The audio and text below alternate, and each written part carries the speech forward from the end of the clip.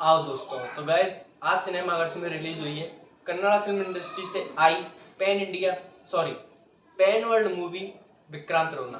तो गाइज आज इस वीडियो में विक्रांत रोना के बारे में बात करेंगे और बताऊंगा कि मुझे मूवी कैसी लगी, क्या था इस मूवी में अच्छा, क्या था बुरा, और दूंगा एक छोटा सा रिव्यू। चलिए जल्दी से। इस वीडियो के बाद मैं बहुत सारी गालियां भी खाने वाला हूँ और चैनल को अनसब्सक्राइब भी किया जाएगा। मेरे को बहुत से लोग हैं जो चैनल को अनसब्सक्राइब करके जाएंगे, क्योंकि देखो मैं बोलूंगा सच। अब चाहे बॉलीवुड गलत करेगा तो उसके बारे में गलत बोलूंगा, सही करेगा तो सही बोलूंगा, और साउथ अगर गलत करेगा तो साउथ के बारे में भी गलत बोलूंगा, और सही करेगा तो सही बोलूंगा। तो गाइस देखो, सबसे पहले तो रिव्यू शुरू करने से पहले मैं जो इस फिल्म के जो मेकर्स हैं, जो डायरेक्टर हैं, जो भी इस फिल्म से जुड़े मेकर्स हैं, उनके कॉन्फिडेंस की दाद देना चाहूंगा कि मतलब भाई बहुत बड़ा जिगड़ चाहिए ऐसी फिल्म को पैन इंडिया नहीं पैन वर्ल्ड लेवल पर रिलीज करने के लिए। भाई एक तो जब पैन वर्ल्ड शब्द इस मूवी के साथ लग गया था ना, तो एक्सपेक्टेशन पैन इंडिया पे यहां हो जाती है और पैन वर्ल्ड पे स्काई हाई हो गई थी। सबसे बड़ा रीजन। अब देखो मैं आप लोगों को बता दूं कि विक्रांत रोना जिसके लीड रोल में हमें देखने के लिए मिलते हैं किच्चा सुदीप, और इनके साथ साथ हमें देखने के लिए मिलते हैं नीरू भंडारी और जैकलिन फर्नांडिस भी देखने के लिए मिलती है। हाँ भाई मुझे पता है आप उनका नाम सुनने के लिए बहुत ज्यादा व्याकुल हो रहे हो, लेकिन सिर्फ देखने के लिए मिलती है, काम कुछ नहीं है उनका। और इसको डायरेक्ट किया है डायरेक्टर अनूप भंडारी ने। अब मैं आप लोगों को बता दूं कि अनूप भंडारी की सन 2015 में एक मूवी आई थी रंगी तरंगा, यूट्यूब में फ्री में अवेलेबल है, और सच में वो एक बहुत ही बेहतरीन मूवी थी। अब मैं बेहतरीन इसलिए बता रहा हूं क्योंकि उस फिल्म के जो ट्विस्ट एंड टर्न्स थे ना, खासकर जो ट्विस्ट इंटरवल पर और क्लाइमैक्स में आता है, वो बहुत ही बेहतरीन थे। एक बहुत अच्छी थ्रिलर सस्पेंस थ्रिलर मूवी थी जो ये फिल्म 2015 में आई थी। और अब अनु भंडारी दूसरी मूवी लेकर आए विक्रांत रोना। तो गाइज अगर विक्रांत रोना को देखने के बाद मैं आपको अपना रिव्यू बताने की कोशिश करूं तो मैं इतना बोलूंगा कि बहुत सारे रिव्यूअर्स आपको मास्टरपीस बताने की कोशिश करेंगे, लेकिन आप अपने विवेक, बुद्धि और सच्चाई पर अड़े रहना। यानी कि अगर सीधे सीधे शब्दों में बताऊं तो विक्रांत रोना एक मेरे लिए एक एवरेज, ठीक ठाक सी और बस एक बार वॉचेबल मूवी ही साबित होती है। अब क्या इसके पीछे पीछे के रीजन है उसके बारे में चर्चा करते हैं। देखो सबसे पहले क्योंकि इस फिल्म में कुछ चीजें जो है वो सच में जस्ट वाव यार, रियली जस्ट वाव, लेकिन कुछ चीजें ऐसी हैं जिन्हें देखने के बाद एहसास होता है, खुद अपने आप दिल से ऑटोमेटिक निकलता है कि यार क्या है ये, क्या जरूरत थी, मतलब क्या सच में ये पैन वर्ल्ड लेवल की, पैन इंडिया लेवल की मूवी डिजर्व करती है। कुछ ये क्वेश्चन आपके दिमाग में उन चीजों को देखकर आएंगे। तो गाइस सबसे पहले मैं बात करता हूँ फिल्म के पॉजिटिव पॉइंट की। तो गाइस फिल्म के जो पॉजिटिव पॉइंट है वो है सबसे बड़ा, सबसे प्लस जो पॉजिटिव पॉइंट है वो है इस फिल्म की सिनेमेटोग्राफी या और विजुअल्स। सच में grand, outstanding, mind blowing, fabulous visuals है। सिनेमेटोग्राफी इतनी बेहतरीन है कि भाई साहब दिल खुश हो जाता है देखकर। फिल्म के बारे में तो बात करो ही मत, अगर विजुअल्स के बारे में बात करने पे आओ तो मैं आराम से खूब बहुत लंबा वीडियो इस पर बना सकता हूँ उसके विजुअल्स के ऊपर। फिर दूसरी अगर पॉजिटिव पॉइंट की बात करूं तो दूसरी पॉजिटिव पॉइंट है भाई किच्चा सुदीप सर। भाई क्या बात है। अगर मैं बोलूं कि फिल्म में एक तो देखो पूरी फिल्म वन मैन शो है किच्चा सुदीप सर की, उसमें उस बंदे का स्वैग भाई साहब, जब वो सिगार लेके जब पूरी फिल्म में जहां जहां सीन्स में स्क्रीन पर दिखाई देता है ना, मजा आ जाता है यार। और साथ में जब बैकग्राउंड म्यूजिक चल रहा होता है ना जहां जहां, ओ हो भाई बेहतरीन स्क्रीन प्रेजेंस, बेहतरीन Kichcha Sudeep sir, mind blowing. तीसरे पॉजिटिव पॉइंट की बात करूं तो गाइस तीसरा पॉजिटिव पॉइंट है इस फिल्म का इंटरवल, ट्विस्ट और किच्चा सुदीप सर की फिल्म में एंट्री। इवन मैं आप लोगों को बताऊं कि फिल्म में जो एंट्री है किच्चा सुदीप सर की, जो एंट्री दिखाई गई है बहुत ही ज्यादा बेहतरीन है, बहुत ज्यादा ग्रैंड है। मतलब ये वो चीज है, वो पॉइंट्स हैं जो आपको फिल्म में एक्साइट करेंगे, मजा देंगे। कब म्यूजिक की बात करूं तो बैकग्राउंड म्यूजिक फिल्म का जरूर बेहतरीन है। चाहे मैं क्लाइमैक्स की बात करूं, और क्लाइमैक्स से याद आया कि हाँ इस फिल्म का सबसे बड़ा जो की रोल, मेन रोल जो प्ले करता है। यानी कि अगर मैं बोलूं कि इस फिल्म को अगर कोई बचा के ले जाता है तो वो इस फिल्म का क्लाइमैक्स। सच में यार, जो क्लाइमैक्स के 10 से 15 मिनट है ना, पूरी फिल्म में आपको थ्रिल मिला हो ना मिला हो, पूरी फिल्म में आपको गूज़बम्प्स मिले हो ना मिले हो, लेकिन लास्ट के जो 10 से 15 मिनट जो क्लाइमैक्स के वो सच में आपको गूज़बम्प्स भी देंगे, थ्रिल भी देंगे भाई। इवन मैं अगर अपने बताऊं ना, तो मेरे पूरे उस क्लाइमैक्स का जो सीन चल रहा होता है उस पर पूरे टाइम रोंगटे खड़े हुए थे। क्योंकि एक तो उस सीन में दिखाई जाने वाली जो फाइट है भाई साहब इतनी वेल कोरियोग्राफ्ड है और बिल्कुल रियलिस्टिक है। भाई साहब वो नहीं देखने के लिए मिलेगा जो आपको कि ओवर द टॉप जा रहा है, बिल्कुल रियलिस्टिक फाइट देखने के लिए। और इसके साथ साथ उसमें जो सॉन्ग और जो बैकग्राउंड म्यूजिक उस सीन्स में क्लाइमैक्स के में चल रहा होता है ना, वो उस सीन को, उसके अंदर की जो थ्रिल है, जो उसके अंदर का जो सस्पेंस है, वो उसको इस हद तक बढ़ा देता है कि आपको अपने आप आपके रोंगटे खड़े होने लग जाएंगे। अब गाइस देखो, ये तो ही कुछ पॉजिटिव पॉइंट्स का। अब मैं बात करता हूँ कि फिल्म लैग कहाँ करती है। फिल्म लैग करती है फर्स्ट हाफ में। अब देखो, फिल्म का जो फर्स्ट हाफ है ना, वो कुछ इतना लेंथी हो गया है। अब इसका सबसे बड़ा रीजन ये है कि फिल्म में कुछ देखो, एक तो फिल्म की स्टोरी जो फर्स्ट हाफ है वो ऐसा लिखा गया है कि फिल्म अपने मुद्दे पर आते आते, स्टोरी अपने मुद्दे पर आते आते काफी लंबा टाइम खींच के ले जाती है। और इसी बीच में कुछ ऐसे सीन्स भी आते हैं जहां आपको खुद अपने आप महसूस होगा कि भाई साहब अगर ये सीन इस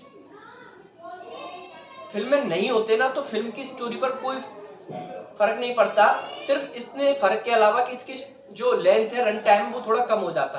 क्योंकि भाई साहब कुछ सीन्स बेमतलब के ऐड किए गए। अब जैसे निरूप भंडारी और जो हीरोइन है उनके बीच के जो लव सीन्स है उनके उसमें फालतू उनको ऐड किया गया है। इसके बाद कुछ कॉमेडी सीन्स है जो ऐड करने की कोशिश की गई, लेकिन वो कॉमेडी सीन्स कहीं भी कॉमेडी क्रिएट नहीं करते। इवन ऐसा और लगता है कि भाई ये फोर्सफुली ऐड किए गए, इनकी जरूरत ही नहीं थी, इससे अच्छा इनको ऐड नहीं किया जाता। तो इस चक्कर में जो फिल्म की लेंथ है, जो फर्स्ट हाफ है, वो पटरी से उतर जाता है। मैं आप लोगों को पहले ही बता चुका हूं कि एक फर्स्ट हाफ में किच्चा सुदीप की एंट्री, इंटरवल, ट्विस्ट, ये दो चीज ऐसी हैं जो बेहतरीन है।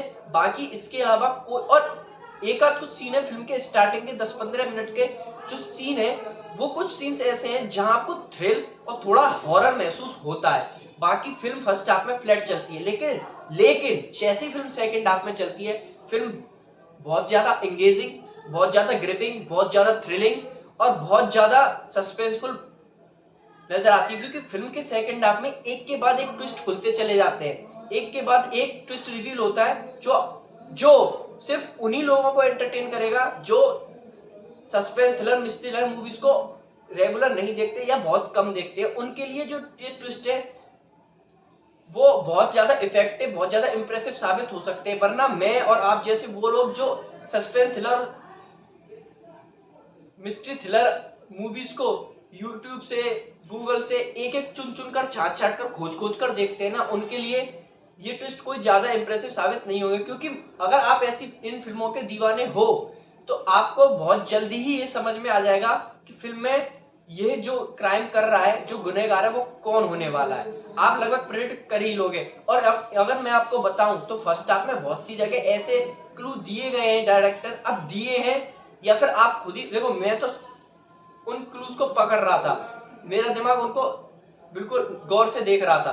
तो बहुत सी जगह बहुत सी चीजें ऐसी दिखाई देंगी जो अगर आपने उनको पकड़ लिया तो आप फर्स्ट हाफ में ही गैस कर लोगे कि लास्ट में ये कल्प्रिट कौन निकलने वाला है। फिल्म में गाने डब किए गए, म्यूजिक है, लेकिन कोई भी गाना अच्छा नहीं है। सिर्फ एक गाना अच्छा है जो जैकलिन फर्नांडिस और किच्चा सुदीप के बीच में जो रारा रकम्मा वाला जो सॉन्ग है, वो कुछ सॉन्ग उस हद तक था कि जब वो थिएटर में चल रहा था तो आदमी झूमे, उसको नाच, उसके पैर थिरके नाचने का मन करे। बाकी कोई भी सॉन्ग ऐसा नहीं था जिसे सुनने के बाद याद रह जाए या एंजॉय कर सके थिएटर में भी इवन ऑडियंस। कोई भी सॉन्ग ऐसा नहीं था। इवन उस पर सोने पे सुहागा। एक बात जो मुझे बड़ी स्ट्रेंज लगी वो ये कि भाई साहब चलो ठीक है, सबकी आवाज जब की गई। इवन मैं आप लोगों को बता दूं कि किच्चा सुदीप सर ने खुद अपनी हिंदी डब को डब किया है, हिंदी वॉइस को डब किया है। इवन उनकी हिंदी डब तो हम सब देख ही चुके हैं, दबंग 3 में भी। हिंदी बहुत सुन चुके हैं, लेकिन जैकलिन फर्नांडिस जिनका सिर्फ फर्स्ट हाफ में उतना ही रोल है जितना आपने ट्रेलर में देखा था, और सेकंड हाफ में सिर्फ उसी गाने का, उनकी आवाज को डब करने की क्या जरूरत थी भाई। और जो डब की गई है वो भी इतनी वाहियात आवाज डब हुई है उनकी, इतनी हिंदी डबिंग खराब है कि भाई साहब वो आवाज मर्दाना लगती है। उनको मैंने देखा 3D में, लेकिन मैं आप लोगों को एक बात ऑनेस्टली बताना चाहता हूँ कि जितनी भी जैसे RR हुई, KGF हुई 2, जैसे RR हुई, KGF 2 हुई, ये फिल्में ऐसी थी जिन्हें मैं 2 बार देखने गया था, क्योंकि भाई साहब इनसे एक बार देखने का मेरा मन नहीं भरा। और मैं हकीकत आपको बताऊं कि मेरी भी एक्सपेक्टेशन विक्रांत रोना के साथ कुछ इसी लेवल की थी कि मैं इस फिल्म को 2 बार देखने जाऊंगा, लेकिन मैं ऑनेस्टली आप लोगों को बता रहा हूं कि मैं इस फिल्म को अब दोबारा देखने नहीं जाऊंगा। इवन अब मुझे नहीं लगता कि OTT पे भी जब ये आएगी तो मैं इसको एक बार और फिर देखूंगा, क्योंकि मैं एक बार देख के संतुष्ट हो चुका हूं, क्योंकि मेरी एक्सपेक्टेशन जो थी उस एक्सपेक्टेशन पे ये फिल्म बिल्कुल भी खरी नहीं उतरी है। मुझे ये फिल्म ठीक ठाक ही लगी है। अब मैं बात करूं, फिल्म को मैंने 3D में देखा है, और सच में 3D का जो एक्सपीरियंस था, जो हाल फिलहाल में जितनी भी 3D मूवीज आई हैं उनसे काफी बेटर रहा है, क्योंकि इसमें बहुत सारे सीन्स ऐसे आते हैं जो 3D इफेक्ट जहां बहुत अच्छी तरह काम करते हैं। जैसे कोई कुच्चा सुदीप पर भाला फेंक रहा है, या कुच्चा सुदीप जो हंटर होता है उससे जो मारते हैं, या फिर जो हंटर चलाते हैं, या फिर और भी कई सारे सीन्स हैं, जैसे आग की फ्लेम्स की लपटें आना, वो कुछ सीन्स ऐसे हैं जहां 3D इफेक्ट बहुत अच्छा काम करता है और इम्प्रेसिव नजर आता है। अगर मैं फाइनली समाप्त करके विक्रांत रोना का रिव्यू बताने की कोशिश आप सबको करूं, तो मैं लास्ट में जाते जाते इतना बोलूंगा कि विक्रांत रोना एक वॉचेबल मूवी साबित होती है, वो भी वन टाइम, क्योंकि इसका फर्स्ट हाफ जो है इसकी सबसे बड़ा विलेन का काम करता है, और इस फिल्म के जो ट्विस्ट एंड टर्न्स हैं वो ऐसे नहीं है जो हर ऑडियंस इंप्रेस हो सके उनसे। सिर्फ वही ऑडियंस उनसे इंप्रेस हो सकती है जो सस्पेंस थ्रिलर मूवीज को कम देखती है, उनके लिए का, क्योंकि इस फिल्म में जो एक्सपेक्टेशन सेट की हुई थी ना, उस एक्सपेक्टेशन पर कहीं भी खरी नहीं उतरती। तो गाइस, अगर आपको मेरे रिव्यू में बात सही लगी हो, या आप चैनल पर नए तो भाई मुझे सपोर्ट करना, मेरा अपना प्यार दिखाना, अपने भाई को प्यार दिखाना, चैनल को लाइक कर देना, सब्सक्राइब कर लेना, वीडियो को लाइक कर देना, और हाँ, नोटिफिकेशन बेल भी दबा देना, क्योंकि मैं ऐसी रिव्यूज वीडियो लाता रहता हूँ। कल 1 बिलियन टन्स का रिव्यू लेकर आप सबके सामने हाजिर रहूंगा। और हाँ, और अगर गाइस, अगर आप ऑफेंड हुए हो या आपको लगा हो कि भाई साहब मैं गलत रिव्यू दे रहा हूँ, या फिर आप मेरे रिव्यू से सहमत नहीं है, और अगर आप चैनल को अनसब्सक्राइब करना चाहते हैं तो वो भी करके जा सकते हैं, लेकिन मैं बोलूंगा सच जो मैंने फील किया। हो सकता है आप सबके लिए और लोगों के लिए मास्टरपीस हो, मेरे लिए साबित नहीं हुई। मिलता हूं आपसे कल 1 बिलियन टन्स के रिव्यू के साथ। तब तक के लिए मेरे सोशल मीडिया हैंडल्स पर मुझे फॉलो करें, वहां जुड़ जाएं, क्योंकि वहां मैं नई नई कंटेंट के बारे में बताता रहता हूँ, नई नई अपडेट्स आप लोगों को देता रहता हूँ। लिंक आपको डिस्क्रिप्शन में मिल जाएंगे। मिलता हूं आपसे कल, तब तक के लिए बाय एंड टेक केयर।